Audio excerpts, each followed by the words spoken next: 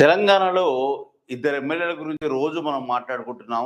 వాళ్ళకి సంబంధించిన నియోజకవర్గాల్లోని అభివృద్ధి, వాళ్ళు ఇచ్చిన హామీలు ఎలక్షన్ల ముందు వాళ్ళు ఇచ్చిన హామీలు, నెరవేర్చిన హామీలు, నెరవేర్చని హామీల గురించి మనం రోజు మాట్లాడుకునే ప్రయత్నం చేస్తున్నాం. వాళ్ళ డెవలప్‌మెంట్ గురించి మనం మాట్లాడుకుంటున్నాం. అయితే ఈరోజు కూడా ఈ ఇద్దరు ఎమ్మెల్యేల గురించి మాట్లాడుకునే ప్రయత్నం చేద్దాం. ఆ ఇద్దరు ఎమ్మెల్యేలు ఎవరెవరు గారు ఉత్తమ్ కుమార్ రెడ్డి, రాజా సింగ్. వీళ్ళిద్దరు ఎమ్మెల్యేల గురించి ఒకరు బీజేపీ అయితే ఒకరు కాంగ్రెస్. కాంగ్రెస్ నుంచి ఉత్తమ్ కుమార్ రెడ్డి, బీజేపీ నుంచి రాజా సింగ్. ఇప్పుడు బీజేపీలో నుంచి కూడా రాజీనామా చేసిండు రాజా సింగ్. రాజీనామా చేసిన రాజా సింగ్ మనసంతా బీజేపీలో ఉంది కానీ ఏదో మొహమాటానికో మొహమాటానికి కూడా కాదు. టోటల్గా చెప్పాలంటే అంతర్గత కుమ్ములాటలు, బీజేపీ పార్టీలో అంతర్గత గొడవల కారణంగా ఆయన బయటకు వచ్చిండు. సో ఆ విషయమే కాకుండా 3 సార్లు ఏకదాటిగా ఎమ్మెల్యేగా ఎన్నికైన రాజా సింగ్, వరుసగా గెలుపొందిన రాజా సింగ్ కి డెవలప్మెంట్ పరంగా తక్కువ చేసినా కానీ, డెవలప్మెంట్ పరంగా ఎక్కువ ఉండకపోయినా కానీ హిందూ మత వ్యాప్తి కోసం మాత్రం బాగా చేస్తాడు.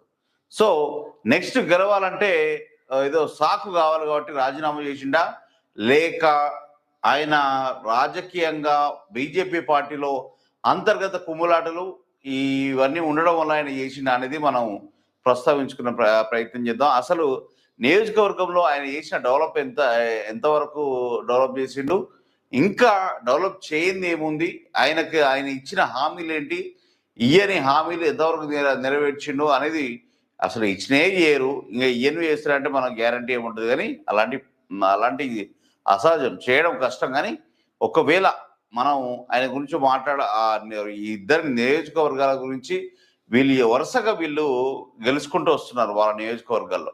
సో వీళ్ళు ఒకరు కాంగ్రెస్ లో మంత్రి శాఖగా ఉంటూ మంత్రి శాఖని అనుభవిస్తూ ఆయన ఎంతవరకు డెవలప్ చేసుకుంటూ వచ్చిండో ఇప్పటి వరకు, ఈ నియోజకవర్గంలో ఈయన, ఆ నియోజకవర్గంలో ఆయన ఎంతవరకు డెవలప్ చేశారు, వాళ్ళ జనం మెప్పు, ఆ నియోజకవర్గంలోని జనం మెప్పు పొందాడా లేదా, వీళ్ళిద్దరూ ఎంతవరకు పొందారు, వీళ్ళకు స్కోర్ ఎంత, వీళ్ళ గ్రాఫ్ ఎలా పెరిగింది, ముఖ్యంగా వీళ్ళ ప్లస్ పాయింట్ ఏంటి, మైనస్ పాయింట్స్ ఏంటి, ఇంకా జనం వీరి నుండి ఏం కోరుకుంటారు అనేది మనం విశ్లేషించే ప్రయత్నం అయితే చేద్దాం. అయితే టోటల్గా మనకి ఇప్పుడు ఉత్తమ్ కుమార్ రెడ్డి హుజూర్నగర్ నుంచి మనం ముందుగా మాట్లాడుకుందాం. ఉత్తమ్ కుమార్ రెడ్డి నల్గొండ పార్లమెంట్ నియోజక పరిధిలోని హుజూర్నగర్ సంబంధించి ఆయన ఆ సెగ్మెంట్ నుంచి ప్రస్తుతం ఉత్తమ్ కుమార్ రెడ్డి ప్రాతినిధ్యం వహిస్తున్నారు. ఇక్కడ గతంలో రాజకీయాలు చాలా మలుపు తిరిగాయి. 2018లో ఇక్కడ గెలిచిన ఉత్తమ్ కుమార్ రెడ్డి తర్వాత నల్గొండ ఎంపీగా పోటీ చేసి ఆయన బదిలీ అయ్యారు. ఎమ్మెల్యే నుంచి ఎంపీకి. నాటి బై ఎలక్షన్ లో బీఆర్ఎస్ నుంచి పోటీ చేసిన శానంపూడి సైదిరెడ్డి గెలిచారు. సీన్ కట్ చేస్తే 2023 అసెంబ్లీ ఎన్నికల్లో గెలిచి ఉత్తమ్ తన సత్తా చాటుకున్నారు. గతంలో చేసిన ఈ అభివృద్ధి ఉత్తమ్ ఇమేజ్ ని తన గెలుపులో కీలకంగా మారింది. ఉత్తమ్ కుమార్ రెడ్డికి 1,12,687 ఓట్లు రాగా శానంపూడి సైదికి 67,799 ఓట్లు పోలయ్యాయి. సో 44,888 ఓట్ల మెజార్టీతో ఉత్తమ్ ఘన విజయం సాధించారు. మరి నాటి నుంచి నేటి వరకు ఉత్తమ్ కుమార్ రెడ్డి చేసిన డెవలప్మెంట్ ఏంటి, ఆయన గ్రాఫ్ పెరిగిందా తగ్గిందా, ఎంతవరకు ఈయనకి జనాలు ఈయన మీద ఈయననే ఎందుకు ఎక్కువ గెలిపిస్తారు అనేది ఒకటి చూద్దాం. ఈయన డెవలప్మెంట్ కారణమా, లేకుంటే రెడ్డి సామాజిక వర్గం బాగా ఉండడం వలన ఈ నియోజకవర్గ ఆ డిస్టిక్ లోనే రెడ్డి సామాజిక వర్గం గుత్తాధిపత్యంగా ఉంటుంది. సో ఏ విధంగా ఈయన గెలుస్తున్నాడు అనేది ఒకసారి పూర్తిగా విశ్లేషించే ప్రయత్నం చేద్దాం. అయితే ఉత్తమ్ కుమార్ రెడ్డి హుజూర్నగర్ ప్రజలు ఏమంటారు ఉత్తమ్ కుమార్ రెడ్డి గురించి, ప్లస్ పాయింట్స్ ఏంటి, మైనస్ పాయింట్స్ ఏంటి, ఒకసారి చూసే ప్రయత్నం చేద్దాం. ఉత్తమ్ కుమార్ రెడ్డి నియోజకవర్గంలో అభివృద్ధి చూసుకున్నట్లయితే రెడ్డి పాత్ర కీలకంగా ఉంటుందంట. అభివృద్ధి పరంలో చాలా పాజిటివ్ ఇమేజ్ ఉంది. మౌలిక సదుపాయాల కల్పన, ప్రజా సేవల్లో మెరుగుదల కనిపిస్తుందట. సీనియర్ కాంగ్రెస్ నేతగా జనం నుంచి మంచి పేరు సంపాదించుకున్నట. అయితే నియోజకవర్గానికి 5,886 కోట్ల నిధులు మంజూరు చేసినట్టుగా మనకి కనిపిస్తుంది. హుజూర్నగర్ జనాలకి ఉత్తమ పనితీరుపై గట్టి నమ్మకం కూడా ఉంటుందట. సమస్యల పరిష్కారంలో చొరవ, జనంలో హర్షం. కీలక శాఖకు మంత్రిగా ఉత్తమ్ కుమార్ బిజీ. నియోజకవర్గానికి దూరంగా ఉన్న జనాలకి అందుబాటులో ఉంటాడట. శుభకార్యాలు, విషాద సమయాల్లో తనదైన తోడ్పాటు అందించే కార్యక్రమం చేస్తాడట. రోడ్లు, డ్రైనేజీ, ప్రభుత్వ ఆసుపత్రులు, స్కూళ్ళు, కాలేజీల విషయంలో మౌలిక వసతుల పెంపు కోసం చాలా వరకు కృషి చేస్తారట. తన పదవి కాలంలో చాలా డెవలప్మెంట్ చేసిన ఉత్తమ్ బీఆర్ఎస్ హయాంలో ఆటకెక్కిన లిఫ్ట్ ప్రాజెక్ట్ ని మోక్షం ఇచ్చినట్టు తెలుస్తుంది. ఇక ఇరిగేషన్ పనులకు 2,767 కోట్లు మంజూరు చేసిరట. జాన్పహాడ్ ఎత్తిపోతల పథకానికి 300 కోట్లు, బెట్టుతండ ఎత్తిపోతల పథకానికి 33.80 కోట్లు, పాత వెల్లటూరు ఎత్తిపోతలకి 1,450 కోట్లు, నక్కగొండ ఎత్తిపోతల పథకానికి 37 కోట్లు, దొండపాడు ఎత్తిపోతల పథకానికి 394 కోట్లు, అలాగే R&B డిపార్ట్మెంట్ కి 1,415 కోట్లు. అసలు రాష్ట్ర బడ్జెట్ మొత్తం ఈయన నియోజకవర్గానికి పోయినట్టుది. మరి ఇంత దారుణంగా రాసి అయ్యా అమ్మా ఏంది మొత్తం మంత్రి అయినంత మాత్రాన ఇన్ని వేల కోట్లు ఈయన నియోజకవర్గంలో పెడితే అసలు ఎంత డెవలప్మెంట్ ఉండాలి. అసలు ఒక చిన్నపాటి సిటీని చేయొచ్చు. దాన్ని మామూలుగా నిధులు తీసుకుపోలేగా. మరి హుజూర్ నగర్ని ఏం చేస్తున్నా అర్థం కావట్లేదు. Young India integrated residential school కేటాయింపు అసలు రాష్ట్రంలో వచ్చినాయన్నీ అడ్డే పోతున్నట్టున్నాయి. గరిటెపల్లి బట్టెలపాలెం బీటీ రోడ్డు మంజూరు, అలాగే కొత్తూరు నక్కగూడెం బీటీ రోడ్డు పనులు షూరు, రోడ్ల అభివృద్ధి కోసం హుజూర్ నగర్ కి 267 కోట్లు. ఈ కోట్లను చూస్తేనే నాకు విచిత్రం అనిపిస్తుంది. సెగ్మెంట్ కు వ్యవసాయ విశ్వవిద్యాలయం మంజూరు. అబ్బా బాబా, ఇన్ని వేల కోట్లు ఇక్కడ ఈ నియోజకవర్గానికి పోయినాయి అంటే 5,886 కోట్లు. ఇక్కడ 2,760 ఇన్ని కోట్లతోటి ఇరిగేషన్ పనులు అక్కడేంది టోటల్గా అన్ని వేల కోట్లు నట్టుంది. సో మొత్తానికి వేల కోట్లు R&B డిపార్ట్మెంట్ రోడ్లకు సంబంధించి, ఎత్తిపోతల పథకాలకు సంబంధించి ఎక్కువ ఎత్తిపోతల పథకాలకే పెట్టినట్టుండు సారు. ఎక్కువ దొబ్బొచ్చానేమో బీటీ రోడ్లకు పెట్టిండు. సిగ్మెంట్ వ్యవసాయ దానికి సంబంధించి కొంత పెట్టినట్టుండు. కేటాయించడం అట్లా కేటాయించినట్టు టోటల్గా చూసుకున్నట్లయితే కాక బాగానే లాక్కపోయిండు. ఇక మైనస్ పాయింట్లు ఏదో చూద్దాం. బీసీ షెడ్యూల్ తరచూ హైదరాబాద్ హుజూర్నగర్ మధ్య ప్రయాణం, ప్రజా సమస్యల పరిష్కారంలో ఆలస్యం, మండల స్థాయి నేతలపైన ఆధారపడుతున్న క్యాడర్, తక్షణ సహాయం అవసరమైన వారిలో నిరాశ కలుగుతుందట. మేలచెరువు మండలంలో నెరవేరని స్టేడియం హామీ. ఇవి మైనస్ పాయింట్లు. స్టేడియం హామీ ఇచ్చినట్ట, అయితే అది నెరవేర్చలేదట. అయితే జనం ఇంకా ఏం కోరుకుంటారు ఈయన నుంచి? డిమాండ్ ఏముంది? ఇంకా నెరవేర్చని డిమాండ్లు ఏమున్నాయి? ఈయనకు ఇచ్చే వినతులు ఏంటి? అవి నెరవేరుతాయా లేదా? ఇంకేం కోరుకుంటారు అనేది ఒకసారి విశ్లేషించే ప్రయత్నం చేద్దాం. బస్ స్టాండ్ సమస్య తీర్చాలట. బస్ స్టాండ్ గతి లేదా దరిద్రానికి? హుజూర్ నగర్ అసలు అయితే ఓకే, బస్ స్టాండ్ సమస్య తీర్చలేదట. ఇన్ని వేల కోట్లు పెట్టి బస్ స్టాండ్ లేదంటే ఇంత దరిద్రమైన నియోజకవర్గం అయ్యా. ఊరి శివారులో కొత్త బస్ స్టాండ్ నిర్మాణంతో సమస్య. ప్రయాణికులకు సౌకర్యం ఉండేలా బస్ స్టాండ్ కావాలని, బస్ స్టాండ్ మీదే 3 ప్రభుత్వ కళాశాలలో మౌలిక సదుపాయాలు కావాలన్న జనం. కాలేజీ గురించి అంటే స్కూళ్ళ గురించి, విద్య గురించి లేదు. చింతలపాలెం మండలంలో పెండింగ్ పనులు పూర్తి చేయాలన్న జనం. అవి కూడా పెండింగ్లో ఉన్నాయా? ఎంపీడీఓ ఆఫీసు, పిహెచ్సి, ప్రభుత్వ పాలిటెక్నిక్ కాలేజీ పూర్తికి వినతి. ఓకే, ఈ ఆఫీసులకు సంబంధించి మనకేం లేవు, గతి ఏం లేవు. మట్టపల్లి గురుకుల పాఠశాల డిమాండ్. మేలచెరువులో గురుకులం ఉన్నా మట్టపల్లి నుంచి దూరం అవడంతో ఇబ్బందులు. అంటే విద్యను పట్టించుకోవట్లేదు ఇక్కడ. భూగర్భ డ్రైనేజీ వ్యవస్థ అవసరమన్న వాదన. వర్షాకాలంలో రోడ్లపై నిలిచే నీళ్లు, గుంతలతో సమస్యలు. రోడ్లు, వైద్యం గురించి ఎవరు అడగలే కానీ రోడ్డు గురించి, గురుకుల పాఠశాలకు సంబంధించి, బస్ స్టాండ్లకు సంబంధించి ఈయన నియోజకవర్గంలో చాలా వరకు డిమాండ్ ఉంది. సో అవి నెరవేర్చేటట్టుగా లేవు. ఇన్ని వేల కోట్లు తీసుకుపోయినా కానీ వాటికి మాత్రం కేటాయించేటట్టుగా లేడు. మరి అవి ఆయన శాఖ కాదనుకుంటున్నాను. ఆయన భారీ నీటిపారుదల శాఖకు సంబంధించి ఉండడం వల్ల ప్రాజెక్టులు, ఎత్తిపోతల పథకాలు వాటికే అన్ని ఎత్తుకపోతున్నటువంటి పైసలు కోట్లు. మరి వీటి సంగతి ఏంటంటే తలకాయ ఊపుతున్నట్టుండు. అప్పట్లో గంగ్రే దేశం వేసుకున్నట్టుగా వచ్చేది సారు. ఆయన కోటు, ఆయన గడ్డం. అవును, ఈయన మాట ఇచ్చాడు, గెలిచాక గడ్డం తీస్తారని. మరి గడ్డం ఇప్పుడు తీసినట్ట? గడ్డం తీసిండా మళ్ళా పెంచుతుండా? చూడాలి. ఉత్తమ్ స్కోర్ తేనట్టే కొడుతుంది నాకైతే. ఈ మధ్య కూడా గడ్డం అట్నే వస్తుండు. ఇంకా కేసీఆర్ ముఖ్యమంత్రి ఉన్నాడు అనుకుంటున్నా. ఏంది గెలిచేదాకా గడ్డం తీయరని పెట్టిండు, గెలిచినాక కూడా మరి గడ్డం వస్తుండేందో మరి. అయితే ఉత్తమ్కి అనుకూలత 59%, వ్యతిరేకత 19%, తటస్థంగా 22%. టోటల్గా అనుకూలత బాగానే ఉంది. అంటే ఈయన నియోజకవర్గంలో బాగానే రెడ్డి సామాజిక వర్గం కాబట్టి బాగానే గుత్తాధిపత్యంలో ఉంచుకుంటట్టుండు నియోజకవర్గాన్ని. సరే, ఏది ఏమైనప్పటికీ రెడ్డి రాజ్యం నల్గొండలో వెళ్తుంది కాబట్టి నల్గొండ, ఖమ్మం, మహబూబ్నగర్లో రెడ్డి రాజ్యం నడుస్తుంది. మొత్తం స్టేట్ వైజ్నే రెడ్డి రాజ్యం నడుస్తుంది. ఈ రెడ్డి రాజ్యం పత్రం కోరుకోవడానికి బీసీ రాజ్యం బయలుదేరుతుంది. ఆ బీసీ రాజ్యం ఎప్పుడు వస్తుందో వేచి చూడాలి. ఈ రెడ్డి రాజ్యానికి అంతం ఎప్పుడో చూడాలి, ఫుల్ స్టాప్ ఎప్పుడు పడుతుందో చూడాలి. పోరాటం, ఉద్యమం ఊపిరిగా ముందుకెళ్తే తప్పకుండా బీసీ, బహుజన, ఇవన్నీ ఎస్సీ, ఎస్టీ, బీసీ రాజ్యం కూడా రావచ్చు. కానీ వీళ్ళంతా ఐక్యంగా ఉండి చేసుకుంటే అవుతుంది, ఐక్యత లేకుండా మాత్రం కాదు.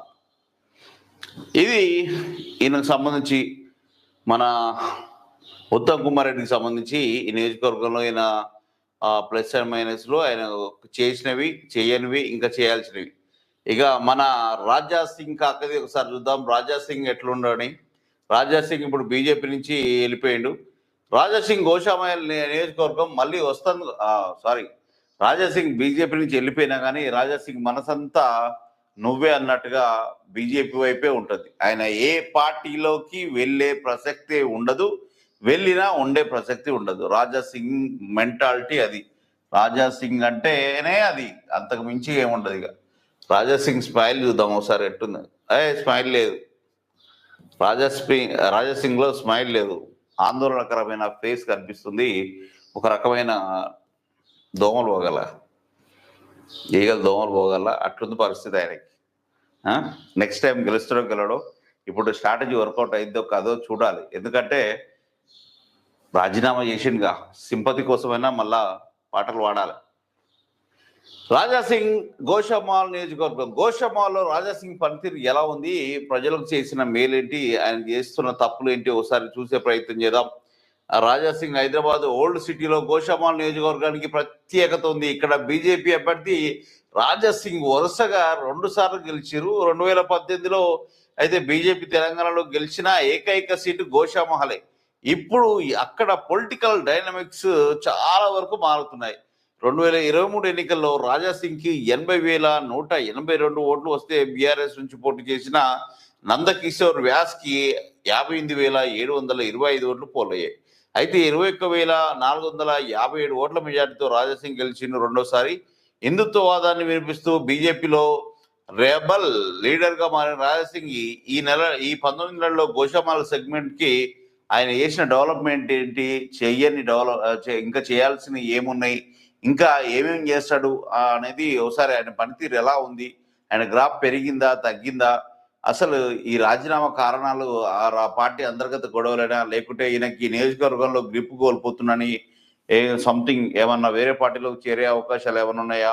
అధికార పార్టీ కంటే చేరడు, బీఆర్ఎస్ లో చేరడు, వేరే పార్టీలో ఏ పార్టీలో చేరే అవకాశం అయితే లేదు. ఒకవేళ చేరితే బీజేపీలోనే మళ్ళీ రిటర్న్ వచ్చి చేరాల్సిందే. అలాంటి మళ్ళీ అన్నట్టు పిలిస్తే వస్తా అని మనసు ఒప్పుకోవట్లేదు బయటకు వెళ్ళాం. కానీ చూడాలి మరి రాజాసింగ్ మళ్ళీ ఎప్పుడు రీఎంట్రీ ఇస్తాడు. అలగడం కామన్, పోవడం కామన్, రావడం కామన్. అయితే రాజాసింగ్ ప్లస్ పాయింట్లో ఒకసారి చూసుకున్నట్లయితే రాజాసింగ్ పైన నియోజకవర్గ ప్రజల్లో సానుకూలత ఉంది. హిందూ ధర్మం కోసం పోరాడే బలమైన లీడర్గా పేరుంది. గోవధను వ్యతిరేకించడంలో కీలక పాత్ర. రాజాసింగ్ ను సులభంగా ఎవరైనా కలిసే అవకాశం ఉంటుంది. ప్లస్ పాయింట్స్ ఇవన్నీ. టూరిజం కోసం ధూల్పేటలో 52 అడుగుల హనుమాన్ విగ్రహం, దేవుళ్ళ విగ్రహాలు, గోమాతలు ఉండాలి, భక్తి ఉండాలి, కాదంటలేవు.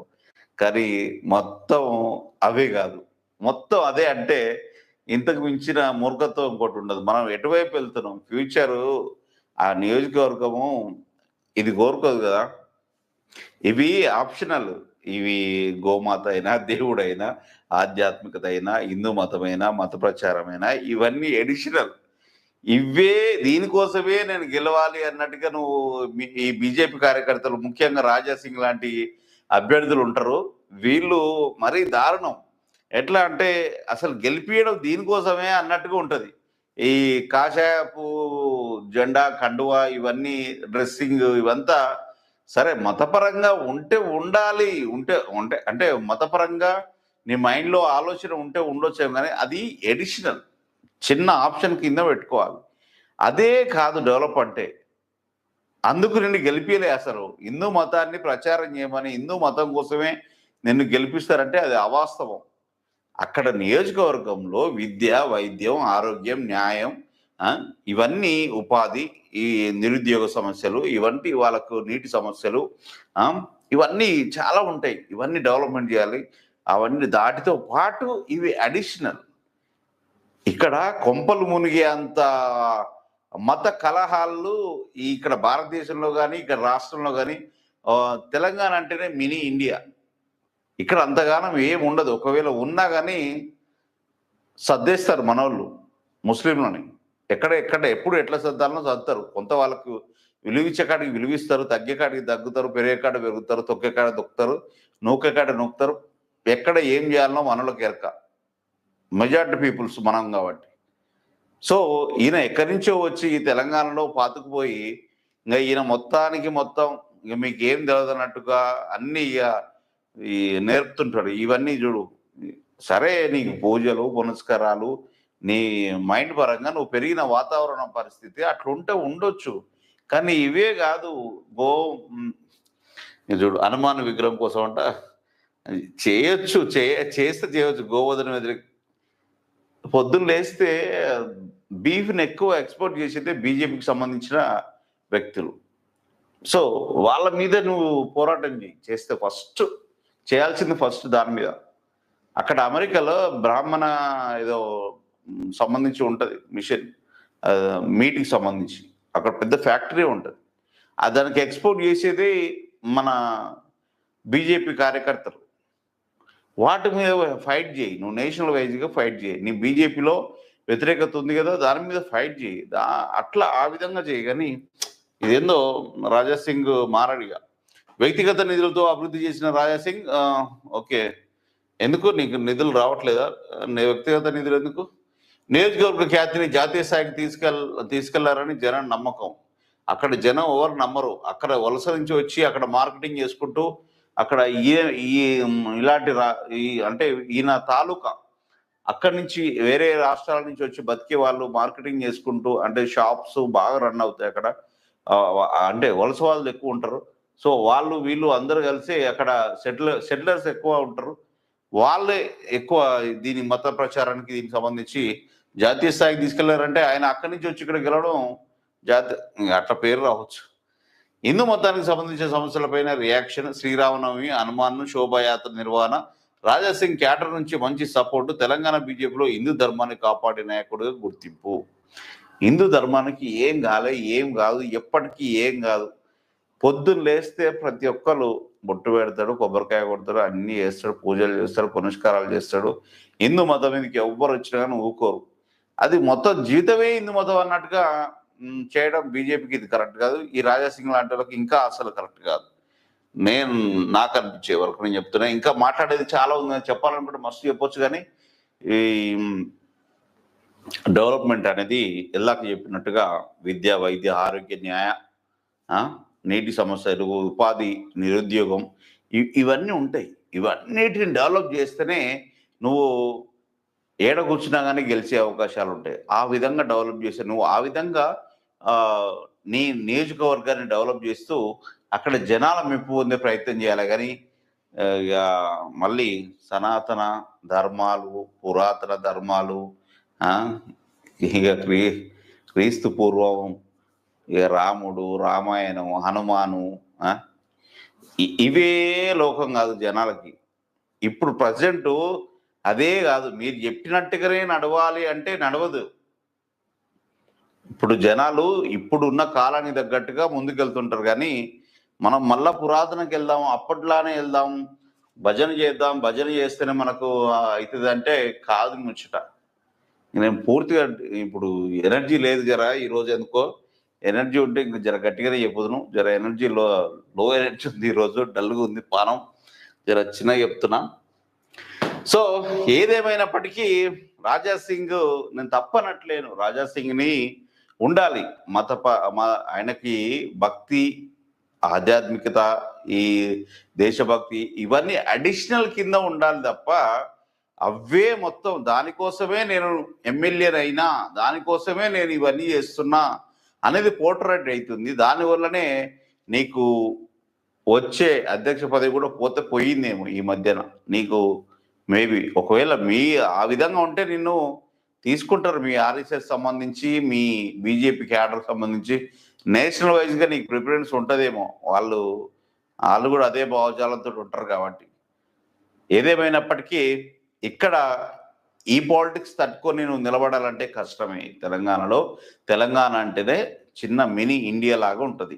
సో ఏదేమైనప్పటికీ రాజా సింగ్కి తెలంగాణ రాజకీయాలు అంత ఈజీగా అంటే ఉండబట్టినా కానీ గోజామాల్ నియోజకవర్గంలో గెలిచినప్పటికి కానీ ఈ తెలంగాణ సమాజం దృష్ట్యా రాజా సింగ్ని ఒక మత విద్వేషకారుడిగాను, లేకుంటే మతాన్ని బాగా ఉండబట్టించుకున్న వ్యక్తిగానే చూస్తారు తప్ప ఆయనని ఇంకా వేరే కోణంలో చూడాలంటే చూడలేకపోతున్నారని నాకు అనిపిస్తుంది.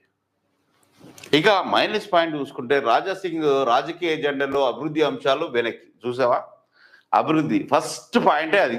మైనస్ పాయింట్ అలా నేనన్నమాట కాదు, అక్కడ జనాలు అనే మాట.